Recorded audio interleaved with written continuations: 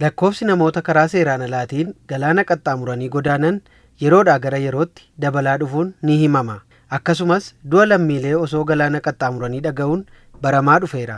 Egaa nutis waa malee waa'ee godaansa seeraan alaa kana hin kaasne.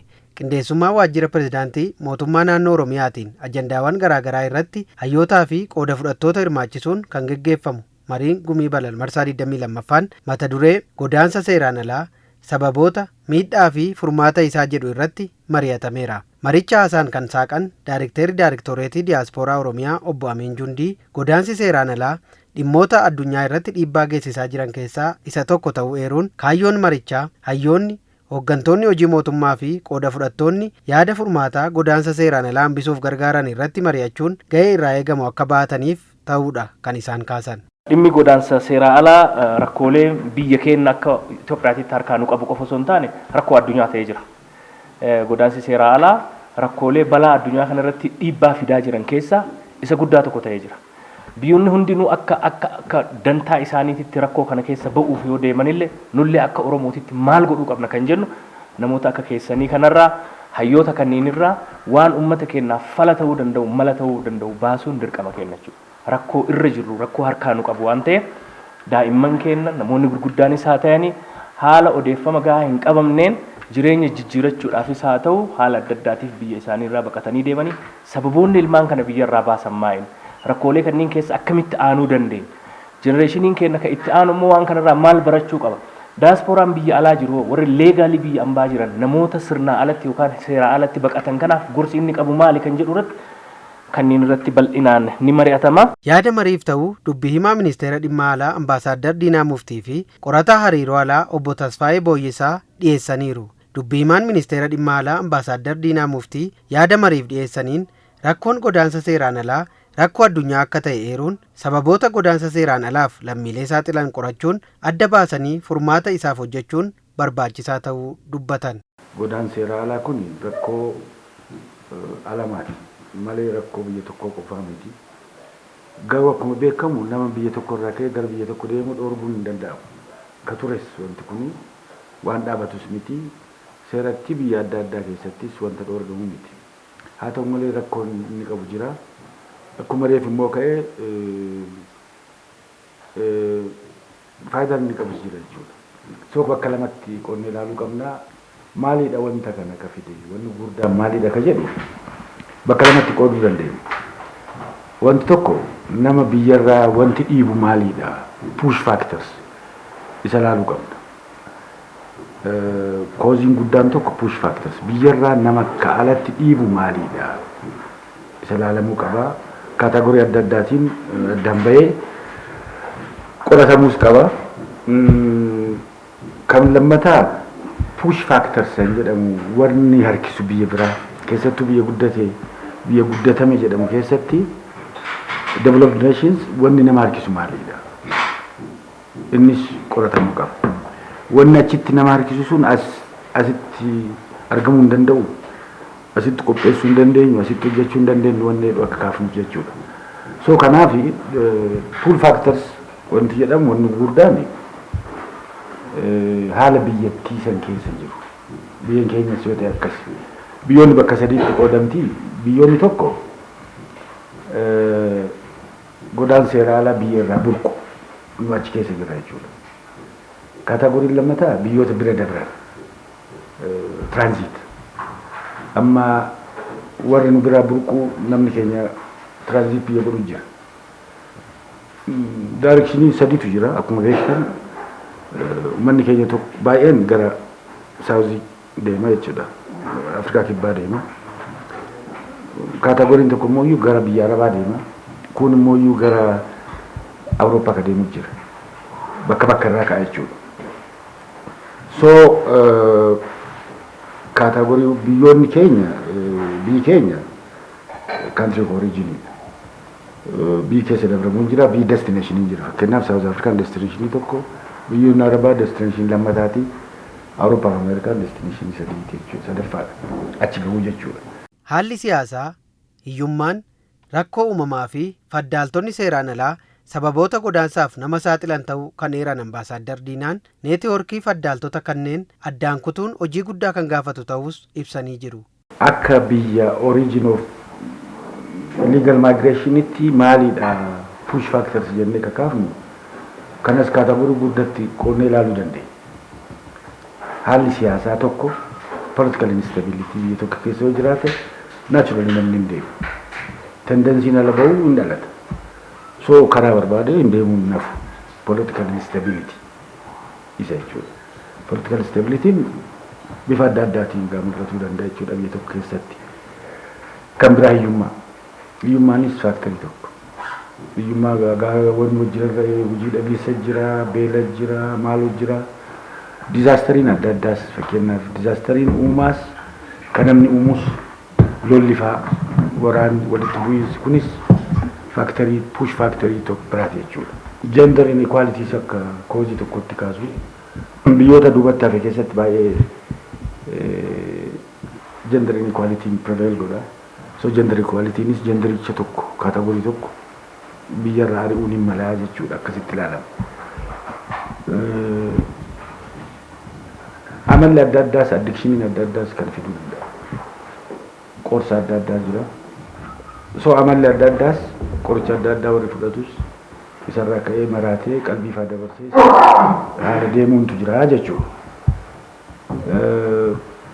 Biyya keessatti mooraalii dhabuu loostii asitti kompleksii keessa seenuu fa'aa hojii dhabuudhaan akademik feelariidhaan saksasii bakka dhabametti namni bahu achirraa bakka sana gara biraatti baqatu hin yaadamu hundaa jechuudha. Kan biraa faaktorichi guddaan biyya keenyatti mul'atu warra seeraan ala uummata baqachiisan. Inni immoo biizinesii guddaadha akkuma beektan. Neetwoorkiin isaa baay'ee guddaadha. Biyyarraa jalqabee asirraa jalqabee biyya tiraanzit kaantirii keessatti hojjetamee biyya gaanis mul'ata jechuudha. Fakkeenyaaf ruutii saawuzii yoo fudhattan Keeniyaa waggaa 4 ture. Asii neetwoorkii qabu, faayinaansii guddaa qaban jarri kun, loojistiikii guddaa warra qaban, warra laafotaa miti. Asii neetwoorkiin biraa Keeniyaa jira. Keeniyaa irraa Taanzaaniyaatti fudhata. Achi Moozambiik fudhatee duubaan cabsee Saawuz Afrikaa akka galchu. Kan biraa Noorz irraa akka ka'ee biyya Arabaa galchu jechuudha. Walloo, Jimmaa maal kanarraa. Iistis akkasumatti deeme jechuudha. So neetwoorkiidhaan hojjetu warri kun. Neetwoorkiin kun cimaadha. Faayinaansii guddaa qaba. Human tiraafikaroonni kun warra mootummaa keessa hojjetu poolisii fa'aa warra security apparatus biyya hundatti bitataniiru. So isaan cabsuun baay'ee waan cimaadha. Isa faaktarii tokko jechuudha. These are the push factors. Faaktaroonni namareef kaafne sunniin jechuudha. Political, economic, social, cultural, human trafficking. Isaan faaktarii gurguddaadha push factors. The pull factors kan jennu immoo achitti harkisuu yaada biyya sanii as keessatti ka yaadamu. Ameerikaa yoo yaadnu Coca-Colaatu yaadama, Hollywoodtu yaadama, kaalcharii isaaniitti yaadama, kaalcharii guddaa qabu, biyya guddaadha, biyya cimaadha, biyya itti dafnee yeroo gabaabaa keessatti duroomu kan jedhamu jira. Perception as jiru isa prevail godha. Garuu kun dhugaadha. Akkasuma akkuma jedhamu dhaqamee wanti kun baay'ee maallaqa irraa haratanii akkuma jedhamu biyya yeroo gabaabaa keessatti odoomaan hojjetinni dureessatti ta'anii jennee yoo gaafannu dhugaan isaa adda. So kunis push factoriidha. Istiimii biyya san keessa wanta jiru wanta fafakkaatu wanta guddaa wanta irraa himamu seenaa biyya sanii guddina biyya sanii. So kanniintu akka push factoriiwwan kanarratti hojjetamuu qaba jechuun jedhuun qaba. Gatamaa jechuudha.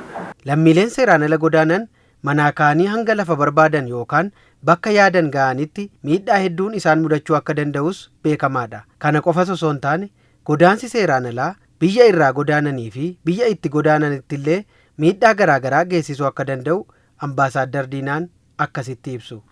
Impaaktiin godaansa seeraan alaa kun isas bakka lamatti ilaallee ilaaluu jennaan bakka lamatti kunne jechuudha. Impaaktiin biyya warri baqatu irratti impaaktiin inni fidu jira. Tokko family dislocation irraa jalqabe jechuudha. Psychologically loosii jira. Inni wanta guddaadha. Actually tangibly maalidha wanti kun wanni fidu jedhamee ilaalamu malee psychologically yoo ilaalame psychological impact isaa baay'ee guddaadha. Maatii tokkorraa nam tokko bakka bahetti maatiin sun yaada nama baheessan nama baqateessan qaba ganama galgala isaa yaada. Kun haadha irrattis abbaa irratti obboleeyyan irratti friends ollaa irrattis impactiin inni qabu psychologically guddaadha. Kan lammataa namni deemu kuni maal qabaadha. Fakkeenyaaf nama beekumsa qabu akkuma reef jenne kaatagoriidhaan Awurooppaa warra deeman ture Ameerikaa deeman qabu. Beekumsa qabaa muuxannoo guddaa qabaa muuxannoo san fudhatee deema. Brain drain asirraa hin gogsa jechuudha biyyattirra. Asitti rakkoo uuma biyyarraa bahurra. Garuu biyyi sun biyyi inni itti deemu brain gain argatti. So brain drain versus brain gain jechuudha. So asitti rakkoo uuma impactii negatiiviidha. Yoo deemus immoo kaa'eetu hin deemu. Qotiyyoo ka qabus yoo qotee bulaa ta'e haadhaaf abbaan qotiyyoo qaban tokkos gurguratanii gurgurachiisee itti deemu. Dislocationii guddaa fida jechuudha. Maallaqa baay'ee baasa. Wanta san wanta commensurate walatti hin argatu it's very difficult hin argatu in most cases. Fakkeenyaaf ammas baay'een jijjiiramne biyya Kanaadaa jedhamtu biyya namni keenya baay'ee jiru gara waggaa 6 jiraadheen ture. Nama baay'ee jira namni biyya keenya irraa deemu. Namni Itoophiyaatiif namni Sumaalee particularly. For sure statistics harkaan qabu namni baay'een akkuma reef jedhame hojii hin qabu. Welfare system jedhu welfare irra ta'a. Waa muranii fi kennaniif waan xinnoo akka hin du'u ala buluu hin danda'u. Kanaadaa keessatti ala buluu hin danda'amu. 9 cabbiidha. Negative maaloo 20 achi keessa namni hin du'a ala turuu hin danda'u. So kapitalizimiin immoo siistemii qabu. Siistemii isaa stable godhuudhaaf welfare kenna. Namni akka hin jeeqne akka rakkoon uumne jechuudha. Kanaaf baay'een namni isa achi jiru welfare irra ta'a. Ganama ka'eet buna isaa dhugee achumatti haasaa oolaa maal godhaa oolaa. As yoo dhufu wanta kana ibsu. Dhugaa kana immoo admiitiin godhu wanta biraa hin. Akkasii nama akkasiiti jedha. Kun normally naturally uuma ta'u garuu kuni maal argisiisaa commensurate wanta hin argatu jechuudha achi deemu. Faamiliidhaaf waan xiqqoo remitensii erguu hin danda'a. Kan nama hundaa miti. Ka baratan jiru, ka fayyadan jiru, ka biyya fayyadan jiru, ka waan guddaa fidanis jiru. Maraa miti. Garuu baay'een isaa akkas. The same thing holds true in Sweden. Achi waggaa 4 jiraadheen jira. Scandinavian in general innis welfare systemiidha akka Kanaadaatti. Xinnoo warra Ameerikaa jirantu humnaan fiffiigan malee jiraachuu hin danda'an. Ameerikaa keessa welfare baay'een hin jiru. Except warri dimokiraatonni bitu Minneapolis maal warra achi jiraatte yoo beektan ta'e achitti yoo ta'e malee gara biraa baay'ee namni kennas baay'ee jira Minneapolis. So kanaafi wanta asii barbaadee hawwee dhaqe san in argatu in most cases. Ka argatus jira but by and large in argatu sun kun rakkoodha jechuudha. Kun psychologically waan inni fidu devastation inni fidu baay'ee guddaadha. On individual migrants family sarrattis biyyatti irrattis jechuudha. Brain drain ni fidu baay'eedha. Instabilities baay'ee fida jechuudha. So kana impactiin akkuma reef jenne bakka baay'eetti qoodamee qoratamuu waan danda'u garuu impactiin isaa guddaadha. Biyyattii wal duubatti harkisa. Biyyattii irraa deeman san duubatti harkisa. Humnas dhoorgata. Fakkeenyaaf eliitis yoo hin taane nama humnaan hojjetu yoo ta'e qotee bulaa yoo ta'e qoteen bulaa yoo ta'e bakka deeme eenyutu qota. So kunis economically waan inni fidu baay'eedha jechuudha. Achittis deemee pressure inni fidu baay'eedha.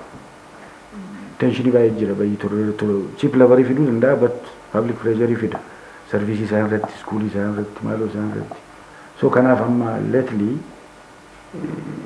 jibba jira nama alaa dhufe irratti especially in the western countries. Nyaate warra namni yoo rakkates jaratu nurraa fudhate waan jedhu perception akkasiiti uumuu jalqabanii jiru. Achi yoo dhaqe language barriers qaba, cultural barriers baay'ee guddaa jira, pollutionis fida jedha, racial tensionis uuma jechuudha. Godaansi seera qabeessi faayidaa qabaachuu kan eeran saganticha irratti Ambaasaadder Diinaa Muftii waliin yaada mariif ta'u kan dhiyeessan qorataan hariiroo alaa obbo Tasfaayee Boyyeessaa seeraan ala godaanuun garuu faayidaa godaansa seera qabeessa irraa argannu dhabamsiisuun gamatti miidhaa olaanaa fiduu akka danda'udha kan isaan kaasan. Yoo seeraan godaanan faayidaa baay'ee qaba. Godaansi seeraa legal migration faayidaa baay'ee qaba. Fakkeenyaaf remittansi guddaa biyya keenyaaf gashaa tokko. Lammaffaa hojii dhabdummaa illee ni hir'isa biyya keessatti yoo seeraan godaanne uummanni godaanichaadha. Inni sadaffaa jireenya isaallee ni fooyyeffata namni dinagdeedhaan. Riisarchoonni baay'een akka argisiisanitti namni utuu godaaniniif erga godaane pre and post migration yoo waliin qabnee ilaalle economically in fooyya'a, maatii isaa fooyyessaa, biyya fooyyessaa. Akkasumas seeraan godaanuun faayidaa inni qabu brain just what we call namoonni muuxannoo iddoo biraatti biyya biraatti argatanii knowledge and skill biyya biraatti argatan sana fidanii dhufu. Seeraan godaanuun faayidaa kana qaba. Seeraan ala godaanuun garuu faayidaa kan hunda nu dhabsiisa. Rakkoo baay'ees fida. Namoonni seeraan ala godaanan karaa dhoksaa waan deemaniif balaa adda addaaf kan saaxilaman ta'us qorataan hariiroo alaa obbo Tasfaayeen ni dubbatu. Namoonni karaa seeraan alaa godaanan baay'een isaanii dargaggoo ta'uu kan eeran obbo Tasfaayeen biyya itti godaananitti hayyama hojii waan hin qabaanneef umurii itti hojjechuu danda'anitti yeroo dheeraaf carraa isaan utuu hin hojjetin ta'an jira jedhu. Namoonni seeraan ala godaanan Itoophiyaa keessaa gaafa ba'an yeroo baay'ee poolisii dhokatanii deemu.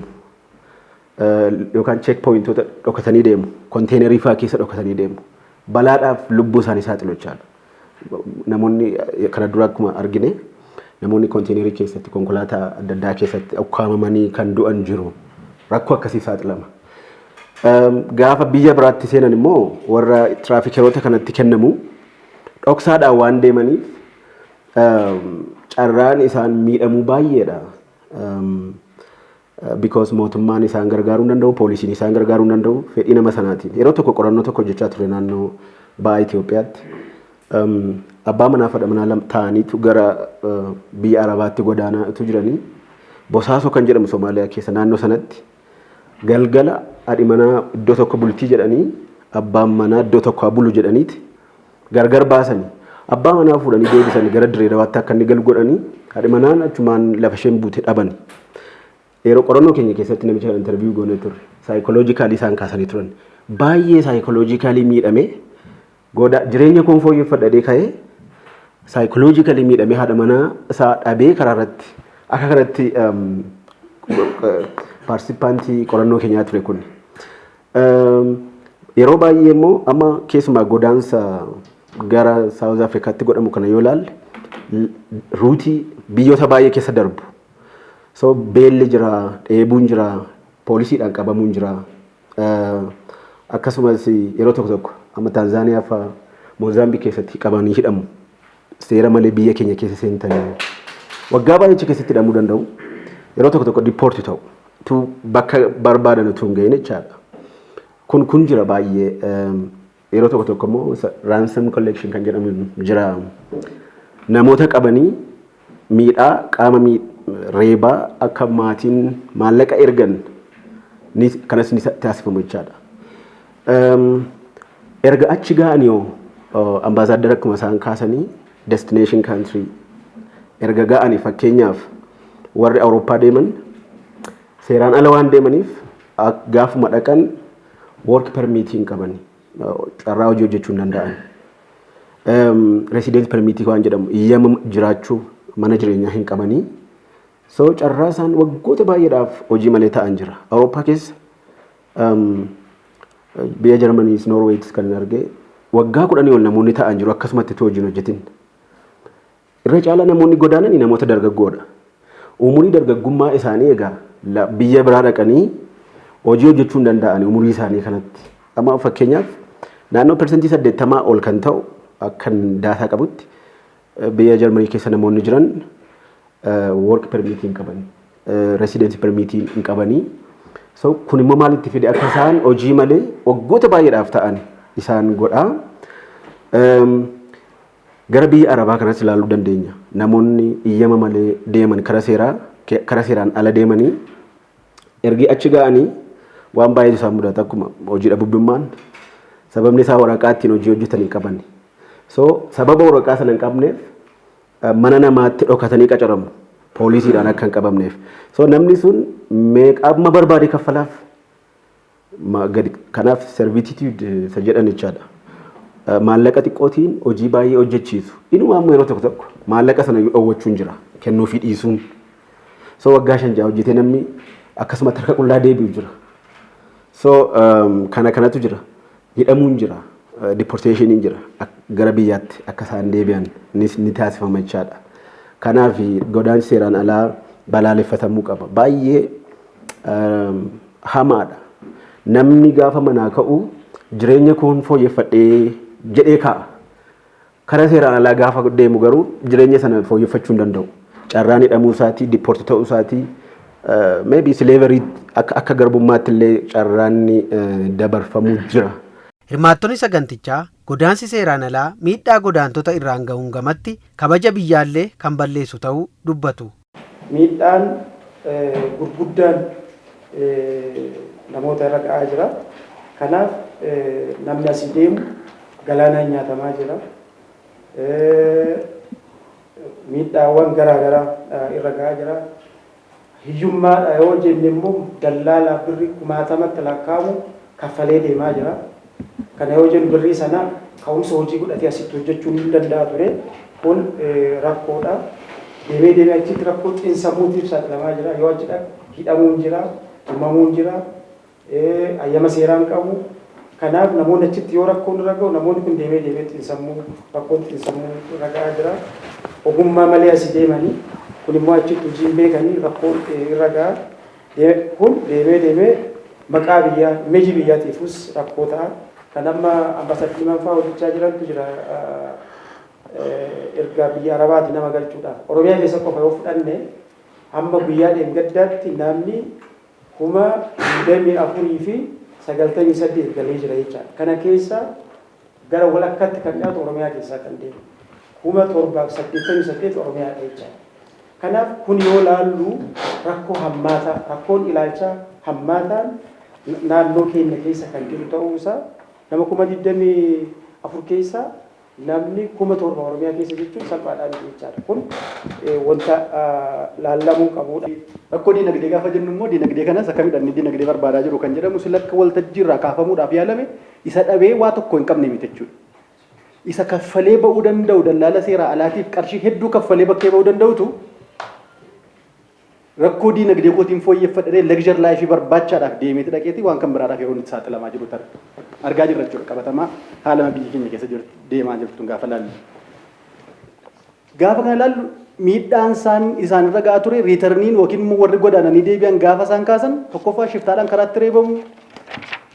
Maatiin addana keessa taa'anii qarshii mana gurguranii mana ofirratti gurguranii jechuudha.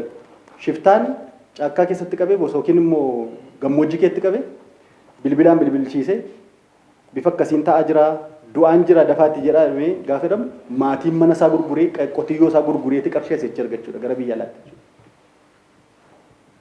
Rakkoo guddaa gara maatiitiinis kan jiru asii buqqisuudhaan maatiin maal jedhee eeggaa akkuma sila ambaasaaddar kaasaa turan rakkoo kana keessa na baastaa na furtaa jedhameeti akka carraa namni tokko milkaa'ee biyya tacha deebi'ee gaafa inni mana jaaru isa arganii attis akka ilma baruu deemiiti akkas naa godhi jedhameeti maatiin illee asitti erguun ni mul'ata jechuudha. Kana wajjin gaafa wal bira qabnee ilaallu rakkoon dhimma naannoo warra godaananii humnaan gammoojjii keessatti qabamanii cunqurfamanii maatiin asii mana gurguraa jirantu jira jechuudha. Rakkoo xiinsammuu amma namoonni hedduun kan maraatan illee ni jiru, kan dhukkubsatanii iddoo adda addaa illee jiran jiru. Arginees kan qaamaan argine jira jechuudha. Kan qaama hir'atan illee jiru jechuudha. Ija keessaa baasanii haayilaandii bishaanii ittiin dhuganii ijatti ka'aniiti udduu haayilaandii rukutu yookiin immoo cina isaa rukutu iji achi keessaa beektee haayilaandii keessa bu'u jechuudha. Nama akkasii intarviyu godhe gammoojjii keessatti jechuudha. Qaama hir'uun ammana gahu yeroo inni nama keenya lammii keenya irra gahutu jira jechuudha. Kanatu argu maaliif godaanaadha dargaggeessi keenya. Egaa miidhaan inni geessu karaa biraatiin biyya irratti kabaja lammiitu dhibama. Inni guddaan kabaji lammii dhibamaa inni jiru. Mana fincaanii keessatti hidhamuu, mana tokko keessatti mana xiqqaa keessatti nama kumaatamaan lakkaa'amaniin hidhamuu to'atamuu kabaji lammiillee gadi bu'aa deema jechuudha. Lammummaan Itoophiyaa kabajinaan qaban iddoo adda addaatti yeroo itti gadi bu'aa jedhamutti jira jechuudha. Dhimmi daldaltoota seeraan alaatiin gowwoomfamanii ijoolleen keenya asirraa dhiibamanii rakkoo adda addaatiif saaxilamuun sun sana bira darbee immoo du'a garmaleetiif saaxilamuun sun dhugaayyuu rakkoo guddaadha. Kanaaf sababoota itti guddaaf irratti hojjetamuu qabudha jedheen kaasa. Dhimma kanaan wal qabatee miidhaa maaliitu geessifamaa jira yoo jedhame miidhaa diinagdee gaafa jennu dhugaa dubbachuuf humni ho'aa dargaggeessi bor hojjetee biyya kana baatee deemuu danda'u yookiin itti fufsiisuu danda'udha kan dhabaa jiru. Kanaaf yeroo kan diinagdee jennu sana dhimma humna nama baratee dargaggeessa humna ho'aa bor hojjetee biyya jijjiiruu ta'u sana dhabaa akka jiru miidhaa guddaatti yoo qabatame dhugaattuu lafatti wanti jiru sana waan ta'eef. Inni kan biraa xiinsammuu sammuutiin yookiin hawaasummaadha. Rakkoo hawaasummaa gaafa jennu namni keenya lafa gurguree sangaa gurguree itti kan ergaa jiru dargaggeessa isaa. Akkasumas immoo lafa gurguree sangaa gurguree reeffa isaa fudhachaa jira waan ta'eef rakkoo xiinsammuu hamaa keessallee akka jiru waan namatti agarsiisudha jechuudha. Kan biraan mirga sarbamuu namoomaa bira darbee amma lubbuu dhabuutti jechuudha miidhaa nuti nurra ga'aa jiru akka biyyaattis akka naannoo keenyaattis. Miidhaawwan gama kanaan qaqqaban an bakka afuritti qoonnee osoo ilaallee yaada. Tokkoffaa irratti osoo daandiin jalqabin keessattuu namoonni karaa seeraan alaatiin akka godaanan dallaalota adda addaatiin namoota irratti hojjetaman irratti osoo daandiin jalqabin namoonni baay'een miidhaan adda addaa irra gaha. Keessattuu amma namoonni gara biyya alaatiitti karaa seeraan alaatiin akka deeman taasifaman sun namoota ijoollee baadiyyaa keessaa bahanii odeeffannoo baay'ee hin qabanu baay'ee isaa odeeffannoo kanarraa namoota fagaatanii waan ta'eef namoonni dallaala taasisuun tokkoffaa mana ofiitiitti lammaffaa manoota firoota isaaniitiitti gara magaalaatti fidanii hojii shaakaltu jechuudhaan saamichi humnaa hamaatu gaggeeffamaa jira.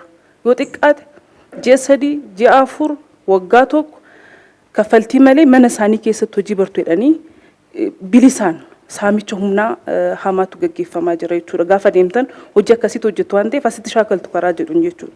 Dhimmoonni kun bal'inaan toora naannawa magaala Finfinnee fi magaala Finfinnee dabalatee hidhata qabu waan ta'eef bal'inaan saamicha akkasii akka gaggeeffamuu fi miidhaa hamaa ta'uusaa kana laaluun baay'ee murteessaa ta'a jechuudha. Lammaffaa egaa daandii jalqabanii daandii dheeraa deemuu hin beela'uu hin dheebotuu san qofaa miti reebicha adda addaa irra gahaa dubartoota baay'ee isaanii waan ta'eef miidhaa adda addaatiif hin qunnamuu gudeeddiin adda addaa irra gahaa ajjeechaan irra gahaa kana baay'ee isaa hin beekna waan ta'eef daandii gaafa jalqaban mataa isaatiin akka jalqaba ka'aa ture balaa tiraafikaa dabalatee namoonni kana keessa darban immoo bakka gahuu qaban osoo hin gahin immoo asumaan immoo qaama seeraatiin qabamanii mana hidhaa keessatti dararaman baay'ee isaanii hin jiru jechuudha daandii jalqabanii booda jechuudha. Faayinaalii kan hunda keessa darban immoo bakka gahan gaafa gahan akka sila ka'aa ture san waan manaa karoorfatanii bahan san bira qaqqabuu dhiisuu danda'u jechuudha. Fakkeenyaaf carraa hojii dhabanii namoonni hedduu araada adda addaatiif saaxilamanii warra amma deebi'anii dhufanirraa waan baay'ee hubachuun hin danda'amu jechuudha. Wanni isaan achitti ta'aa turan rakkoo isaan qunnamaa ture jechuudha. Kanaaf egaa gahanii booda mataa isaatiin waan yaadassan gaafa dhaban rakkoo hamaatiif saaxilamu jechuudha. Hojii tuffachuu dhiisuun biyya ofii keessatti hojjechuun rakkoo fi miidhaa qaqqabu hambisuun kan danda'amu ta'us hirmaattonni kunniin kaasaniiru. Hojii tuffachuu dhiisuun biyya alaatti konkolaataa miicuun erga hojii hidhatee biyya keenya keessatti qaanii ta'uudhaan qabu jechuudha. Biyya alaatti mana fincaanii qulqulleessuun erga hojii hidhatee biyya dhalatanii guddatan maatii ofii bira ta'anii lammii ofii keessa ta'anii hojjechuun qaanii ta'uudhaan qabu jechuudha. Kanaaf immoo maal ta'uu danda'uudhaa qaba? Short term training yookiin immoo leenjii yeroo gaggabaabaa karaa professional person ta'een amma daddabalamee laatamuu qaba jechuudha. Kabaji biyya ofii keessattidha. Karaa seeraan alummaa kana deemuu dhiisuudha. Kana gochuudhaaf hojii hubannoo uumuu sirriitti hojjetameetu gaariidha jedhee yaada. Abbootiin amantaa miidiyaan akkanaatti jaarsoleen biyyaa caasaan sadarkaadhaan jiru karaan seeraa ala miidhaa amma qabatamatti gahaa jiru. Ijoolleen amma galaa jiru kun homaa harkaan qaban mana hidhaatii yaa'anii dhufan. Fakkeenya biyya Arabaati kan dhufan kun jechaadha.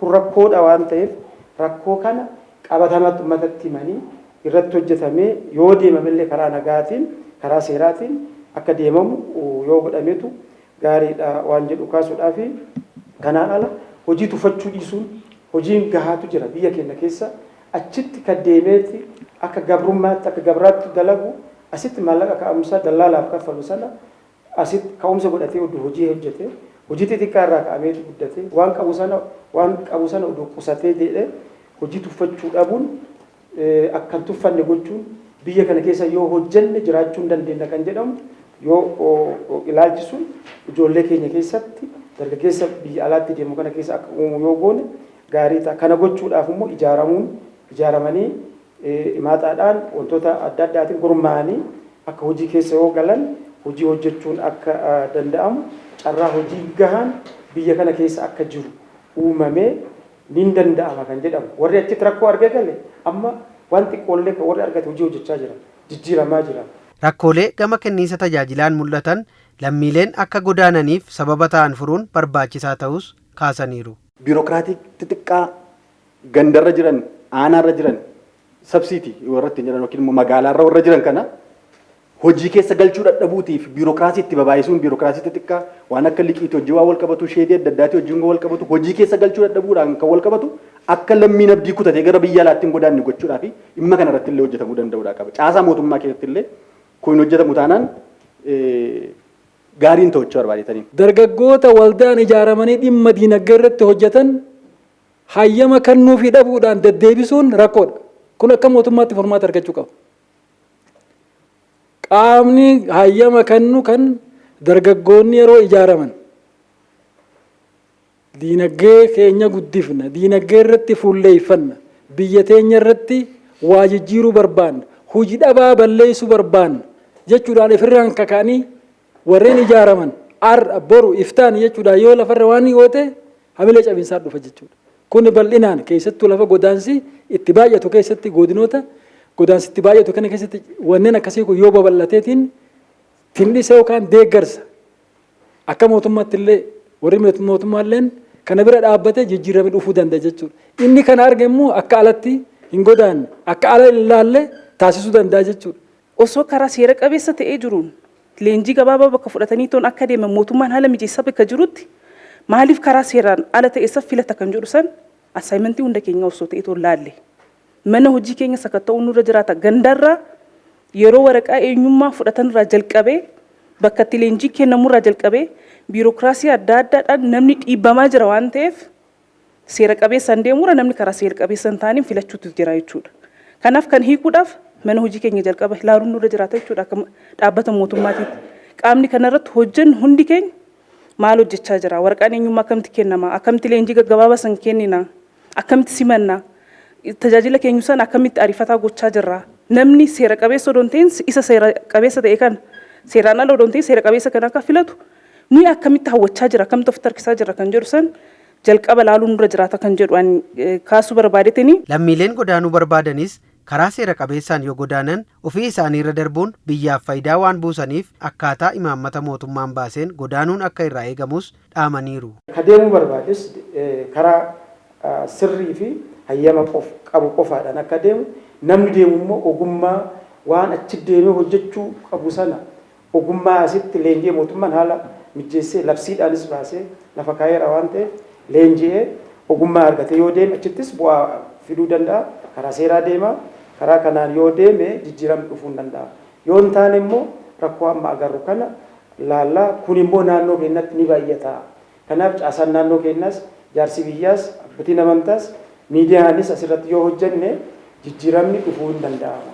Bobba'insa hojii biyya alaa bu'uura labsii 923 muraa 2008 fi 1246 muraa 2013tiin wanti taa'e sun sirriitti karaa seera qabeessa ta'een dandeettiif ogummaa gonfachuudhaa qaban gonfatanii madaallii ga'umsa ogummaa sana darbanii kallattii seerri biyya isaan itti deeman barbaadduuf seera biyyi keenya guuttatanii deemuu qaban keessa sana yoo guuttatanii deeman akkuma silayyuu ka'e biyya keenya illee fayyadamaa godhu. Karaa seeraatiin yoo barateetiin ogummaa qabaate karaa seeraatiin deeme irra bu'aa qabaaf. Isa kanarrattis hubannoos bal'inaan kan naasisuu turre ammallee irratti hojjechuu nu barbaachisaa jechuudha.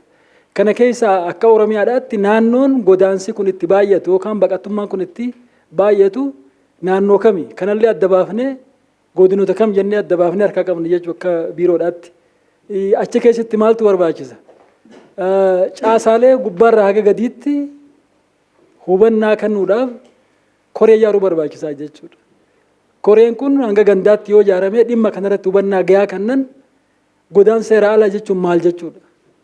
Yoo seeraan deeman ammoo bu'aan isaatiif immoo yoo seeraan ala deeman miidhaan namarra ga'u maali? Faafni isaa kajuu bal'inaan barnoota kan nu barbaachisa. Kun immoo akkuma reemuun tana jame sektara tokko qofa osoo hin tahin biiroolee keessaafuu barnoota, biiroo dhimma carraa'uu hojii carraa'uu mudhaatii fi akkasumatti biiroolee qonnaa wajjinis bifa waliigalaatiin bal'inaan irratti hojiin kun waan hojjetamuu qabu jennee ilaallaa jechuudha. Miidhaan godaansi seeraan alaa lammiilee irratti qaqqabsiisuu danda'u olaanaa waan ta'eef kunis dhimma qaamota muraasaan furamuu danda'u waan hin taaneef qaamoleen hunduu qindoominaan godaansa seeraan alaa hambisuu irratti hojjechuu qabuunis dhaamsa biroo hirmaattota sagantichaati. Dhimmi godaansa seeraan alaa kun akkuma rakkina addunyaatti rakkina keenyaas ta'ee jira.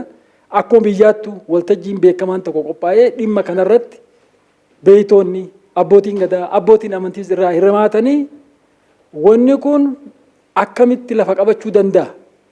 Hundinuu qooda mataa isaa qaba. Caasaan mootummaa gubbaarraa gaditti dirqama qaba gaafatamaa turre jira jechuudha. Naannoo keenyatti eenyutu godaanaa jira? Isaan kun maali rakkoon isaanii? Rakkina kana immoo akkamitti furuu dandeenya? Jechuudhaan itti yaadamuu qaba. Karaa biraatiin warreen amma deebi'aa jiran kana gubbaarraa gaditti ni hordofna. Caasaa keenyatti ni hordofna. Garuu warreen haala aanjeessan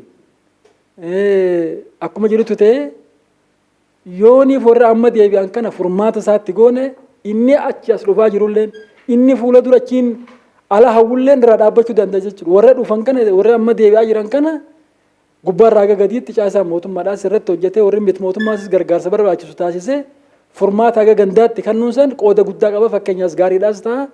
Hubannoon itti fufiinsa qabu walirraa hin cinne yoo gaggeeffame keessumaayyuu dhimmi marii hawaasaa dhaabbata godaansa idil addunyaa yookiin IOM'dhaan sadarkaa Oromiyaa keessatti naannoo godina 6 kanaan dura qabnee Baalee Bahaa dabalatee amma godina 7 keessatti hojjetamaa jiru hojii bu'uurarraa rakkoo hiikaa jiruuf yookiin rakkoo kana hiikuu keessatti illee furtuu guddaa waan ta'eef hojiin kun ciminaan yoo hojjetame gaariidha. Sababiinsa sadarkaa gandaatti hawaasni rakkoo achi jiru sana beekee rakkoo adda baase sanaaf illee furmaata ofiisaatii kennaa deemaa jira waan ta'eef inni ciminaan yoo hojjetame rakkoo kana hir'isuu danda'a waan jedhuun qaba.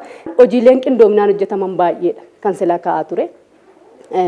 Carraa hojii uumuuf ogummaa dhimma dubartiif daa'immanii kan waajjira haqaa hawaasummaa qaamoleen kun qindoomina manneen barnootaa ammallee asirratti kaasuu kan barbaadu gumiin mana barnootaa keessatti barnoota gitaa keessatti ijoolleen dhimma godaansa seeraalaa irratti mari'atan sunillee ciminaan yoo itti deemame furmaata gaarii ta'a godaansa seeraalaa hir'isuu keessatti waan jedhuun qaba. Qaamni hundumtuu gahee qaba. Baqa yeroo birmadummaa biyyaa namni duulee jira. Balaa hamaa waan ta'eef dhimmi godaansa seeraan alaa sanaa gadii miti. Lammii hedduutu deemeetoo dararamaa jira. Lammii hedduutu karaa irratti hafaa jira. Kanaaf gahee nama hundaa hoo ta'e akka mootummaatti qaamni gahee mootummaa qabnu gahee keenya baachuu nurra jiraata. San qofaa miti qaamni diyaaspooraa ta'e biyya alaa jiru mana keessaa ka'ee jira isarra deebi'een kaasu. Odeeffannoo isa dhugaa ta'e isa sirrii ta'e hawaasa keenyaaf dabarsuutu isaan irra jiraata. Dhuguma lammii hoo ta'an dhuguma lammiidhaaf kan quuqaman hoo ta'e jechuudha. Kan biraa namoonni dhiibbaa uumuu danda'an hojii kana keessatti gahee isaanii bahuu qabu. Artiistoonni gahee isaanii bahuutu isaan irra jiraata. Atileetonni gahee isaanii bahuutu isaan irra jiraata. Waan hedduu hojjechaa turanii jiru, dhiibbaa uumaa turanii jiru, haala siyaas diinagdee biyya keenya jijjiiruu keessatti gahee isaanii bahaa turanii jiru. Kana irratti illee itti fayyadamuun nurra jiraata jechuudha. Abbootiin amantaa, abbootiin gadaa, haadholee siinqee, hayyoota hedduu qabna yuunivarsiitii keessaa. Qaamni kun hundumtisaatu gahee isaa bahachuutu isarra jiraata kan jedhu ani akka falaa keessatti osoo qabame. Lammiilee biyyoota adda addaatti godaananii miidhaan irra qaqqabe mootummaan deebisaa jiraachuu kan eeran dubbi himaan ministeera dhimma alaa ambaasaaddar Diinaa Muftii kunis furmaata waaraa ta'uu akka hin dandeenye kaasuun caalmaatti lammiilee hundaaf dhimmicha irratti hubannoomuun murteessaa ta'uu dubbataniiru. Mootummaan godaansa seeraan alaa seera qabeessa taasisuuf biyyoota tokko tokko waliin waliigaltee uumaa jiraachuus kaasanii jiru. Akkuma beektan amma Saawudii irraa almost nama 100,000 deemnee hojii jalqabnee torban yeroo 3 fidaa jira. Tiimiin tokko Yamanis deemee Yaman jira as we speak. Yamanis warra baay'ee jira. Taanzaaniyaas akkasuma miidhaa jiru. Torban makan warra Taanzaaniyaa kan hojii mari'ataa jira. Kuni simbitamicha adrees godhuudha malee solution miti. By the way, biyya kanatti nama baqate deebisuu, biyya keenya deebisuun akkuma beektan yeroo dheeraa qaba. Waggaa 7-6 duras na yaadadha. Akkanuma Saawudiidha akkasuma deebisaa ture. Eerpoortii kana dhaabannee Finnaa hin galla. Yeroo tokko tokko torbaan dabra galanii torbaan lammataa kan deemantu jira. Eerpoortiitti argina. Saayikilii mata vicious circle. Inni solutionii ta'uu hin danda'u. Ammaaf garuu adrees godhuudhaaf stressii jiru wanti godhuudhaaf waan ta'u. Wanti guddaan akka biyyaatti wanta reef kakaafne gurdaa san anaa fi buleeskii wal gargaarree gaafanne san pull factors warra waan asii alatti dhiibu san adrees godhuu qaba. Isa qormaataan ta'uu qaba, beekumsaan ta'uu qaba, actually emotionally ta'uu qabu. Factory kanamu factory kamtu kam caala. Factory kamtu alatti dhiibaa jira kamtu ka jedhu addaan baafannee achirratti hojjetamuu qaba jechuudha. Pull factors irratti conscious irratti hojjetuudha. Akkuma reeffamma kakaafne kanatti fooramiin akka gumii bol kunis gargaaruu danda'a maaliifi namni ala jiru koo marti koo fayyadamaa hin jiru. Awurooppaa Ameerikaa jechuun koo biyya jannataa miti. Biyya maallaqa ittiin haratanii miti. Rakkoo jira. Namni keenya achi jirus rakkoo qaba. Hin himatu. Rakkoon jiru maali dhufee hin dubbatu. So push factor irratti hojjetamuu qaba. I think factoroota kana adreesii yoo goone hopefully wanta kana dhiisuu dandeenya. Kan biraa legalize godhuudha. Amma biyyoota tokko tokko wajjin legally laman exchange jalqabameera. Isa cimsinee itti deemuu qaba. Innis rakkoo isaa qaba garuu isa wajjin. At least privilege isaanii negotiate goone deemuu hin dhufu legally treated ta'uu rakkoon qaba. Illegally warri deeman garuu rakkoo baay'ee exposed ta'uu mareef. Maricha irratti hayyoonni hooggantoonni hojii mootummaa dhaabbileen dhimmichi ilaallatuu fi qooda fudhattoonni hirmaataniiru. Saganticha qindeessee kan isinii dhiyeesse jiraataa biyya naan ture. Horaa bulaa deebanaa.